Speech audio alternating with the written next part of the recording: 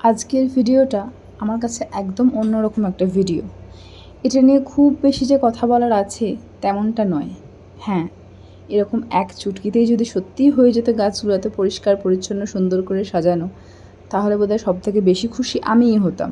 তুলসী গাছের পর এবার চোখ গেল এই গাছগুলোর দিকে। গাছগুলো নিয়ে আমার কিছু বলার নেই, কিন্তু গাছগুলো যেভাবে ছিল সেটা নিয়ে একটুখানি ছোট্ট করে বলার আছে। গাছগুলো ভীষণ নোংরা হয়ে গিয়েছিল, ছোটো ছোটো পোকা মাকড়। এছাড়া গাছের আশেপাশে, টবের আশেপাশে নোংরা জমে, ময়লা জমে এমন একটা বাজে অবস্থা হয়েছিল যেটা দেখতে একদম ভালো লাগছিল না।